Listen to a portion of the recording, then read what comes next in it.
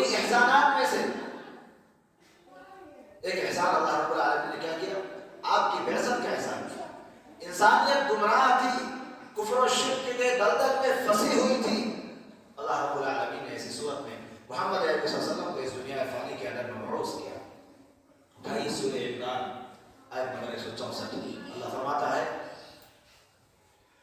لقد من الله على المؤمنين إذ بعث فيهم رسولا من أنفسهم يتلو عليهم آياته ويزكيهم ويعلمهم الكتاب والحكمة وإن كانوا من قبل لفي ضلال مبين. اللہ فرماتا ہے لقد من الله على المؤمنين، رب ذوالجلال نے مومنوں پر ایک بہت بڑا احسان کیا. وہ احسان یہ ہے کہ اذ بعث فیہم رسولا من انفسہم، اللہ کہتا ہے کہ ہم نے مومنوں میں سے ایک رسول ان کے درمیان بھیجا. یتلو علیہم آیاتہ، جو اللہ کی آیتیں تلاوت کر کے لوگوں کو بتلاتا ہے، اللہ کی آیتیں پڑھ کر کے لوگوں کو سناتا ہے. ویزکیہم، اور ان کا تزکیہ کرتا ہے. وَيُعَلِّمُهُمُ الْكِتَابَ وَالْحِكْمَةَ، اور کتاب و حکمت کی باتیں لوگوں کو سکھاتا ہے، علم و حکمت کی اور دانائی کی باتیں لوگوں کو بتاتا ہے. وَإِن كَانُوا مِن قَبْلُ لَفِي ضَلَالٍ مُبِينٍ. اللہ کہتا ہے یقیناً پوری کی پوری انسانیت نبی کے آنے سے پہلے صریح گمراہی میں تھی، کھلی ہوئی گمراہی میں تھی. نبی کے آنے سے پہلے جہالت کا عالم یہ تھا. آپ کی بعثت سے پہلے جہالت کا عالم یہ تھا. زندہ بچیوں کو درگور کر دیا جاتا تھا. کفر و شرک کے دلدل میں لوگ پھنسے ہوئے تھے. شجر و حجر کی پوجا کرتے تھے، نہ جانے کس کس چیز کی پوجا کرتے تھے. زندہ جب کسی کے گھر میں کوئی بچی جنم لیتی تو باپ کا چہرہ شرم سے نیچے جھک جاتا کہ میں سماج کے اندر، معاشرے کے اندر، سوسائٹی کے اندر اپنا چہرہ اٹھا کر کیسے چلوں گا؟ میرے گھر میں تو بیٹی نے جنم لی ہے. جہالت کا عالم یہ تھا. بیٹیوں کو منحوس سمجھا جاتا تھا، عار تصور کیا جاتا. لوگوں کا چہرہ شرم سے نیچے جھکا. جبکہ اللہ کے رسول نے کیا کہا؟ جب بیٹی گھر میں پیدا ہوتی ہے اللہ کی رحمت نازل ہوتی ہے، اللہ کی برکت نازل ہوتی ہے. میں بیٹیوں کے تعلق سے آپ کو ایک واقعہ سناؤں. عبد المالک مجاہد کی ایک کتاب ہے سنہری کرنیں، تاریخی واقعہ ہے. سنہری کرنیں میں لکھتے ہیں کہ ایک آدمی کی شادی ہوئی. شادی ہونے کے بعد جب اس کے ذریعے سے بچے پیدا ہونا شروع ہوئے تو صرف بچیاں ہی پیدا ہو رہی تھیں. 4 5 6 بچیاں پیدا ہوئی. لیکن اچانک سے شیطان نے اس آدمی کو ورغلایا، بھگایا. تو کیسا باپ ہے، تیرے اوپر 5 5 6 6 بیٹیوں کی ذمہ داری، ان کے کھلانے پلانے کی ذمہ داری، ان کے پڑھانے لکھانے کی ذمہ داری، بالغہ ہو جانے پر ان کی شادی کی ذمہ داری، خرچ کیسے اٹھائے گا؟ شیطان نے اس آدمی کو ورغلایا، بھگایا. پھر وہ آدمی شیطان سے کہتا کہ کیا کروں، کوئی راستہ بتاؤ. شیطان کہتا ہے اپنے گھر پر جاؤ، بیوی کو وارننگ دو، دھمکی دو کہ 7ویں نمبر پر اگر تیرے پیٹ سے بچی نے جنم لیا تو میں تجھے طلاق دے دوں گا. وہ آدمی گھر پر آتا ہے، غصے کی حالت میں گھر پر آتا ہے، تیور چڑھے ہوئے، پیشانی پر بل آئے ہوئے، غصے میں گھر میں داخل ہوا. کہا او بیوی، نہ جانے کون سی ماں کی تو بیٹی ہے، میرے خواب و خیال میں نہیں تھا کہ تو میری زندگی میں آئے گی اور تیرے ذریعے سے اتنی بیٹیاں جنم لے گی. وہ عورت کہتی ہے اس میں میری کیا غلطی ہے، میرا قصور کیا ہے، میری خطا کیا ہے؟ وہ آدمی کہتا ہے میں کچھ نہیں جانتا، 7ویں نمبر پر اگر تیرے پیٹ سے بچے نے جنم لیا تو میں تجھے طلاق دے دوں گا، تجھے نہیں چھوڑوں گا، تجھے بھگا دوں گا، طلاق دے دوں گا. وہ عورت ڈر گئی، گھبرا کر اپنے رب سے فریاد کرنے لگی، اے رب ذوالجلال، اگر تو مجھے ایک بیٹا دے دے تو تیرے یہاں کس چیز کی کمی ہے؟ یہ تیرے لیے کون سی بڑی بات ہے؟ حالانکہ بیٹا بیٹی وہی دیتا ہے، لڑکا بھی وہی دیتا ہے، لڑکی بھی وہی دیتا ہے. کسی کو صرف لڑکا ہی دیتا ہے، کسی کو صرف لڑکیاں ہی دیتا ہے، کسی کو صرف لڑکا اور لڑکی دونوں دیتا ہے.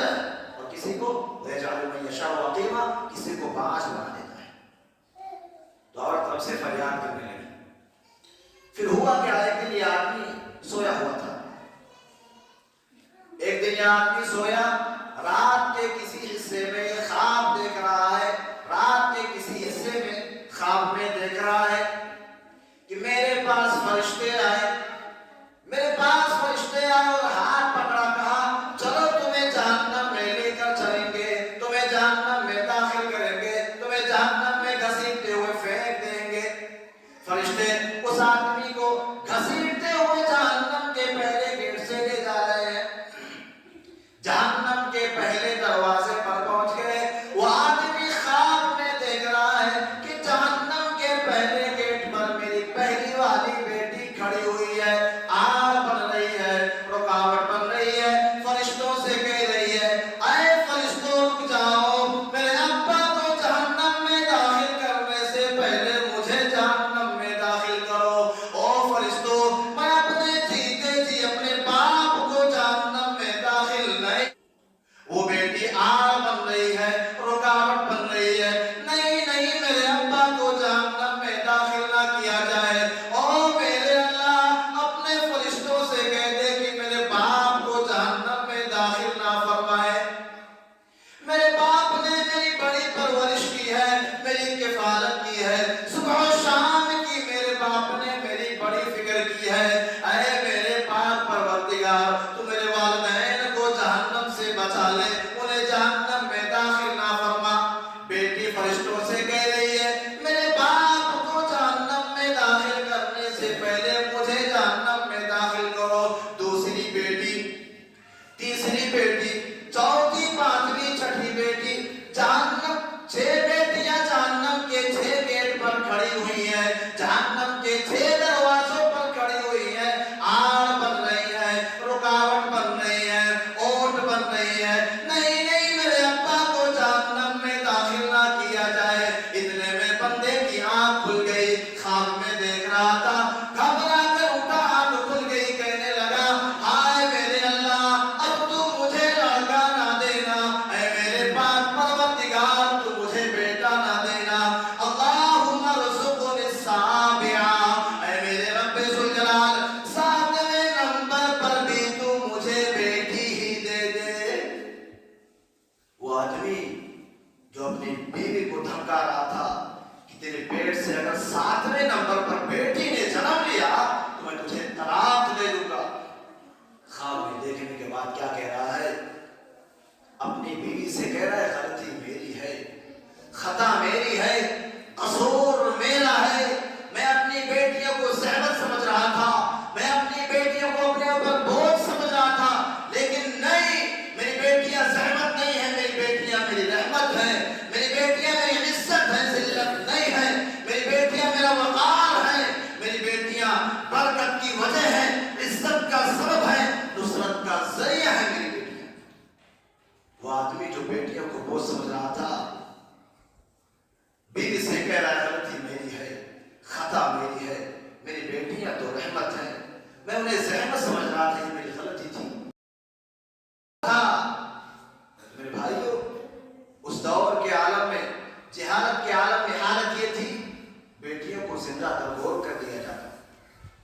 اللہ کے رسول کے آنے سے پہلے جب کسی کے گھر میں بیٹی پیدا ہوتی اسے زندہ دفن کر دیا جاتا، جبکہ بیٹیاں جب گھر میں پیدا ہوتی ہیں اللہ کی رحمتیں، اللہ کی برکتیں نازل ہوتی ہیں۔ وَإِن كَانُوا مِن قَبْلُ لَفِي ضَلَالٍ مُبِينٍ، اللہ کہتا ہے نبی کے آنے سے پہلے پوری کی پوری انسانیت جہالت میں تھی، گمراہی میں تھی، کفر و شرک کے دلدل میں پھنسی ہوئی تھی۔ ایسی صورت میں اللہ رب العالمین نے محمد عربی صلی اللہ علیہ وسلم کو اس دنیا فانی کے اندر مبعوث کیا، اور پھر آپ نے لوگوں کو صراط مستقیم کا راستہ دکھایا، لوگوں کو ہدایت کا راستہ دکھایا، لوگوں کو جنت کا راستہ دکھایا۔ اس لیے آپ کو رحمت کہا گیا، آپ کو رحمت بھی کہا گیا۔ اس کی دلیل اٹھائیے سورہ انبیاء آیت نمبر 107، وَمَا أَرْسَلْنَاكَ إِلَّا رَحْمَةً لِلْعَالَمِينَ۔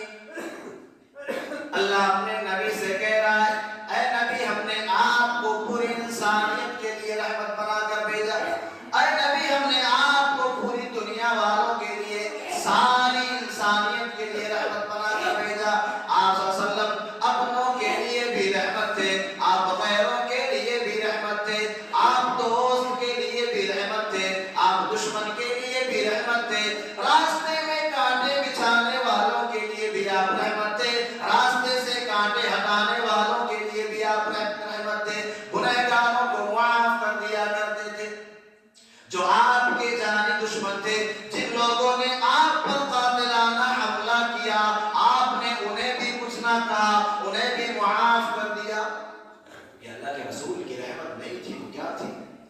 جن لوگوں نے آپ کو جان سے مار ڈالنے کی کوشش کی، جو آپ کے جاری دشمن بنے ہوئے تھے، آپ صلی اللہ علیہ وسلم نے انہیں بھی معاف کر دیا۔ اسی لیے وما ارسلناک الا رحمۃ للعالمین، آپ کو رحمت بنا کر بھیجا، اور آپ کو رحمت کہا گیا پوری انسانیت کے لیے۔ اللہ رب العالمین نے آپ کو رحمت بنا کر بھیجا۔ طائف کا واقعہ دیکھ لیجیے۔ طائف کے موقع پر، طائف یہ مکہ سے تقریباً 130 کلومیٹر کی دوری پر ہے۔ مکہ سے طائف تقریباً 130 کلومیٹر کی دوری پر ہے۔ آپ صلی اللہ علیہ وسلم مکہ سے پیدل سفر کر رہے ہیں، پیدل ہی سفر کر رہے ہیں، راستے میں جو ملتا اسے اسلام کی دعوت دیتے، اس کے سامنے اسلام کی دعوت پیش کرتے، لیکن ہوتا کیا، آپ کی بات کو کوئی نہیں مانتا، آپ کی باتوں کو کوئی تسلیم نہیں کرتا، آپ کو پھٹکار دیتا، بھگا دیتا۔ چنانچہ آپ صلی اللہ علیہ وسلم طائف پہنچ گئے۔ طائف پہنچے، طائف میں قبیلہ تھا، قبیلہ ثقف، وہاں 3 سردار تھے، تینوں سردار آپس میں بھائی بھائی تھے۔ چنانچہ آپ صلی اللہ علیہ وسلم پہلے سردار کے پاس جاتے ہیں، اس کے سامنے اسلام کی دعوت پیش کرتے ہیں، لیکن وہ آپ کی باتوں کو تسلیم نہیں کرتا، آپ کو برا بھلا کہتا ہے، آپ کو بھگا دیتا ہے۔ آپ دوسرے سردار کے پاس جاتے ہیں، اس کے سامنے اسلام کی دعوت پیش کرتے ہیں، لیکن وہ بھی آپ کی باتوں کو تسلیم نہیں کرتا، آپ کو برا بھلا کہتا ہے، آپ کو پھٹکار دیتا ہے، بھگا دیتا ہے۔ تیسرے سردار کے پاس آپ جاتے ہیں، اس کے سامنے بھی اسلام کی دعوت پیش کرتے ہیں، لیکن وہ بھی آپ کی باتوں کو تسلیم نہیں کرتا، پھٹکار دیتا ہے، بھگا دیتا ہے۔ تینوں سرداروں نے آپ کی باتوں کو تسلیم تو نہیں کیا، الٹے آپ کے پیچھے بدماشوں کو لگا دیا، آپ کے پیچھے گنڈوں کو لگا دیا، جو تالیاں مار کر کے آپ کا مذاق اڑا رہے تھے، ٹھٹا مار کر کے آپ کا مذاق اڑایا کرتے تھے، آپ کا مذاق بنا رہے تھے۔ اور دیکھتے ہی دیکھتے لوگوں کی ایک کثیر تعداد جمع ہو گئی، لوگوں کی ایک بہت بڑی بھیڑ جمع ہو گئی۔ پھر اچانک سے لوگوں نے آپ پر پتھر مارنا شروع کر دیا، اتنا مارا کہ آپ کا جسم لہو لہان ہو گیا۔ اسی دوران آسمان سے فرشتہ آتا ہے، اے اللہ کے رسول اگر آپ حکم دیں، اے اللہ کے رسول اگر آپ اجازت دیں تو طائف کے لوگوں کو میں ان پہاڑوں کے بیچ میں رکھ کر پیس دو، انہیں موت کا جام پلا دو، انہیں تباہ و برباد کر دو۔ اللہ کے رسول نے کیا کہا تھا؟ اللہ کے رسول نے نہیں کہا کہ ہاں جاؤ انہیں تباہ و برباد کر دو، مجھ پر بڑے ظلم ڈھائے ہیں لوگوں نے، مجھے بڑا پریشان کیا ہے لوگوں نے۔ نہیں، آپ نے بڑا پیارا جواب دیا، فرشتوں جانے دو، ایمان یہ لوگ نہیں لاتے، ہاں صحیح، چھوڑ دو، انہیں جانے دو، مجھے امید ہے ان کی آنے والی نسلیں ایمان لائیں گی۔ چنانچہ 8 سے 10 سال کے بعد پوری کی پوری بستی، پورا کا پورا علاقہ ایمان لے آتا ہے۔ یہ اللہ کے رسول کی رحمت تھی۔ آپ نے نہ جانے کتنی تکلیفیں برداشت کی، کس کے لیے؟ اپنی امت کے لیے۔ نہ جانے کتنی تکلیفیں جھیلی، کتنی مشقتیں برداشت کی، کس کے لیے؟ اپنی امت کے لیے۔ لیکن آپ کی یہ امت نہ جانے آپ کی کتنی سنتوں کو چھوڑ چکی ہے، کتنی سنتوں سے دور جا چکی ہے۔ تو وما ارسلناک الا رحمۃ للعالمین، آپ صلی اللہ علیہ وسلم کسی ایک بستی کے لیے، کسی ایک معاشرے کے لیے، کسی ایک سوسائٹی کے لیے رحمت بنا کر نہیں بھیجے گئے، رحمت للعالمین، پوری انسانیت کے لیے آپ کو رحمت بنا کر بھیجا گیا۔ تو اللہ رب العالمین کا یہ بہت بڑا احسان ہے کہ انسانیت گمراہ میں تھی، ایسی صورت میں اللہ رب العالمین نے محمد عربی صلی اللہ علیہ وسلم کو اس دنیا فانی کے اندر مبعوث کیا۔ اسی طرح سے آپ کو روشن چراغ کہا گیا، جس طرح سے چراغ کے ذریعے سے تاریکی دور ہو جاتی ہے، اندھیرے چھٹ جاتے ہیں، ختم ہو جاتے ہیں، اسی طرح آپ کے آنے سے تاریکیاں دور ہوگی۔ اٹھائیے سورہ احزاب آیت نمبر 45 اور 46۔ یا ایھا النبی انا ارسلناک شاہدا ومبشرا ونذیرا وداعیا الی اللہ باذنہ وسراجا منیرا۔ یا ایھا النبی، اے نبی، انا ارسلناک شاہدا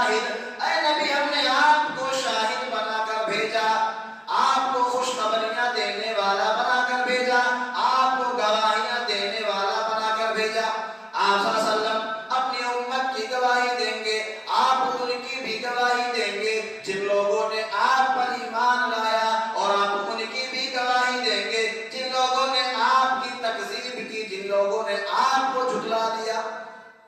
شاہداً و مبشراً و نذیرا، اللہ کہتا ہے نبی ہم نے آپ کو نذیر بنا کر بھیجا، لوگوں کو برے انجام سے، لوگوں کو برے کام سے، برے انجام سے ڈرانے والا بنا کر بھیجا۔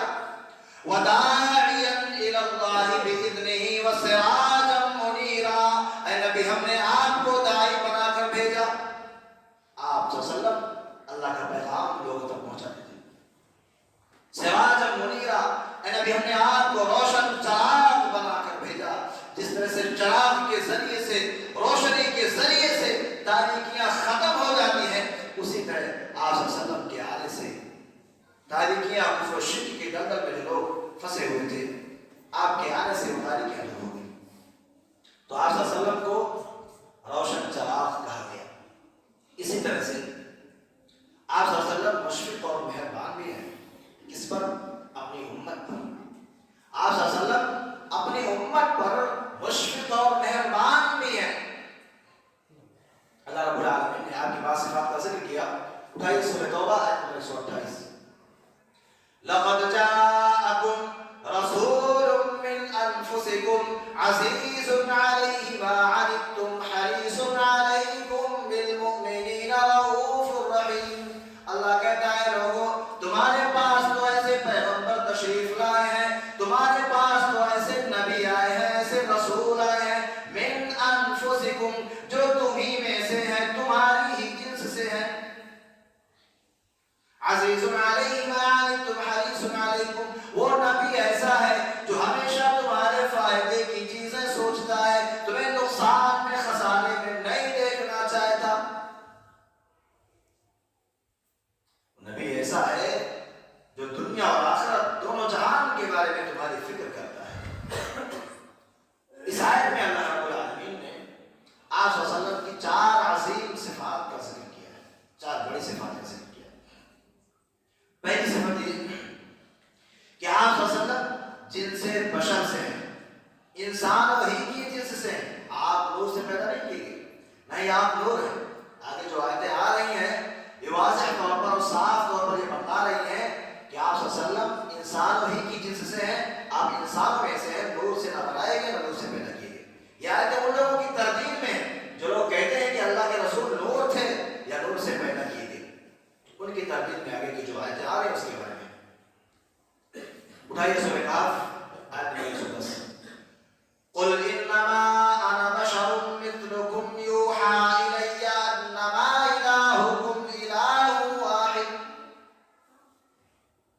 اللہ اپنے نبی سے کہہ رہا ہے اے نبی آپ فرما دیجئے، اے نبی آپ لوگوں کو آگاہ کر دیجئے، اے نبی آپ لوگوں کو بتا دیجئے، انما انا بشر مثلكم، کہ اے لوگوں میں تمہاری ہی طرح سے ایک انسان ہوں، میں تمہارے ہی جیسا ایک بشر ہوں۔ یوحا الی، ہاں فرق صرف اتنا ہے کہ میری طرف وحی کی جاتی ہے، میرے پاس اللہ کا فرشتہ اللہ کا پیغام لے کر آتا ہے۔ رہی بات معبود کی، تو پوری انسانیت کا معبود اگر کوئی ہے تو واحد ذات ہے، رب ذوالجلال کی ذات ہے۔ انما انا بشر مثلکم، میں تمہارے ہی جیسا ایک انسان ہوں۔ ایک حدیث میں ہے کہ میں تمہاری طرح سے، جس طرح سے تمہیں ہر چیز کی ضرورت پڑتی ہے، جس طرح تم کھاتے پیتے ہو، اٹھتے بیٹھتے ہو، جس طرح سے تمہیں ہر چیز کی ضرورت پڑتی ہے، اسی طرح سے مجھے بھی ہر چیز کی ضرورت پڑتی ہے۔ میں نور سے پیدا نہیں کیا گیا، میں نور ہوں۔ انما انا بشر مثلکم، تمہاری ہی جنس سے ہوں۔ سورہ بنی اسرائیل آیت نمبر 93۔ قل سبحان ربی هل كنت الا بشرا رسولا، اے نبی آپ فرما دیجئے، نبی آپ کہہ دیجئے سبحان ربی، میرے رب کی ذات پاک ہے، میرا رب پاک ہے۔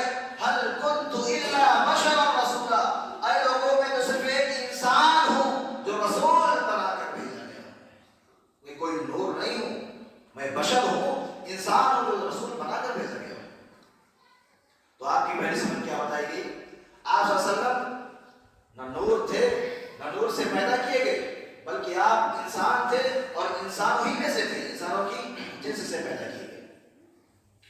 دوسری صفت کیا بتائی گئی آپ صلی اللہ علیہ وسلم کی؟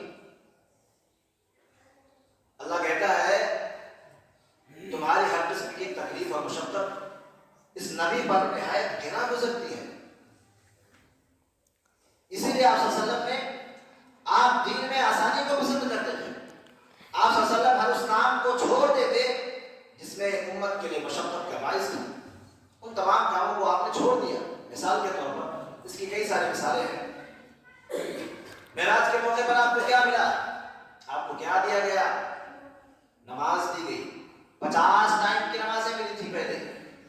اگر آپ کو اپنی امت کی فکر نہ ہوتی تو چپ چاپ لے کر چلے آتے آپ، اللہ سے گڑ گڑاتے نہیں، اللہ سے بحث نہیں کرتے کہ کم کر دیجیے کم کر دیجیے، چپ چاپ لے کر چلے آتے اگر آپ کو اپنی امت کی فکر نہ ہوتی۔ لیکن آپ کو اپنی امت کی فکر تھی۔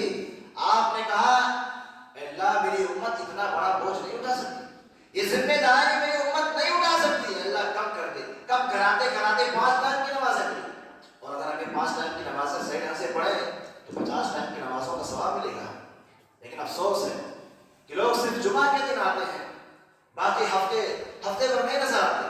ایسا لگتا ہے صرف جمعہ کے دن کھاتے پیتے ہیں نہاتے ہیں اور باقی ہفتے دن نہیں کھاتے پیتے ہیں۔ صرف جمعہ ہی کے لیے اللہ رب العالمین نے کیا انسانوں کو پیدا کیا ہے؟ نہیں، اللہ رب العالمین نے انسانوں کی پیدائش کیوں فرمائی؟ وما خلقت الجن والانس الا ليعبدون، جن اور انسوں کو اس لیے پیدا کیا تاکہ وہ اللہ کی عبادت کریں۔ ليبلوكم ايكم احسن عملا، تاکہ اللہ یہ دیکھے تم میں سے عمل کے اعتبار سے بہتر کون ہے۔ میرے بھائیوں، جمعہ کے دن بھی لوگ آتے ہیں، نماز پڑھتے ہیں، اس طرح سے بھاگتے ہیں ایسا لگتا ہے کہیں جیل سے بھاگ رہے ہوں، چھوٹ کر نکل رہے ہوں۔ 2 رکعات سنت پڑھنے کی توفیق نہیں ہوتی، اتنی فرصت نہیں ہے، اتنا ٹائم نہیں ہے کہ 2 رکعات سنت تو ادا کر لیں۔ اس طرح سے بھاگتے ایسا لگتا ہے کوئی بھاگا رہا دوڑا رہا۔ ہم نے اللہ کے رسول کی سنتوں کو نہ جانے کتنا ترک کر لیا، بہت سنتوں کو ہم نے چھوڑ دیا، بہت ساری سنتوں کو، اللہ کے احکام کو، نبی کے فرمان کو ہم نے چھوڑ دیا۔ اس لیے آج مسلمان پریشان نظر آ رہے ہیں۔ اگر ہم نے کتاب و سنت کی رسی کو مضبوطی سے تھاما ہوتا تو آج مسلمان رونا نہیں روتے، پریشان نظر نہیں آتے، بدحال نظر نہیں آتے۔ لیکن ہم نے اللہ کے احکام کو، نبی کے فرمان کو چھوڑ دیا، اس لیے آج مسلمان پریشان ہے۔ دوسری مثال کیا ہے؟ تراویح کی نماز آپ صلی اللہ علیہ وسلم نے 3 رات باجماعت ادا کی، باجماعت ادا کرائی 3 رات۔ چوتھی رات آپ مسجد میں نہیں گئے، کیوں؟ صرف اس ڈر سے کہ کہیں یہ نماز میری امت پر فرض نہ کر دی جائے، کہیں یہ نماز میری امت پر فرض نہ کر دی جائے، اس لیے آپ چوتھی رات مسجد میں گئے ہی نہیں۔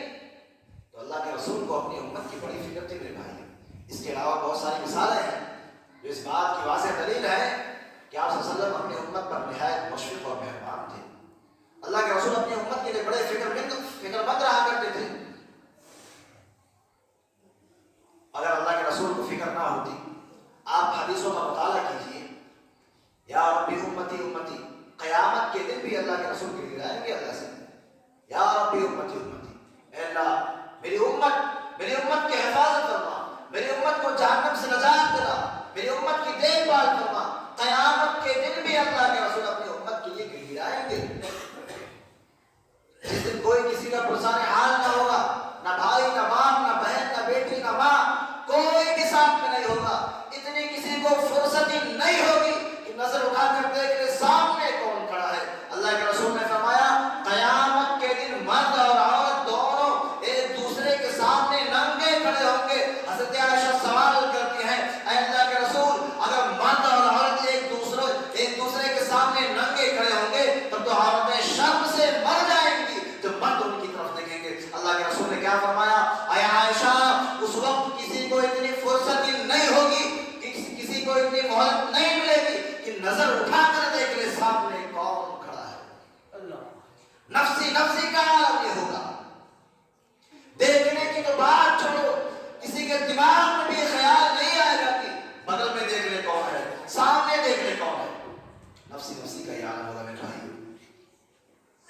ایسی صورت میں اللہ کے رسول اپنی امت کے لیے گڑگڑائیں گے، یا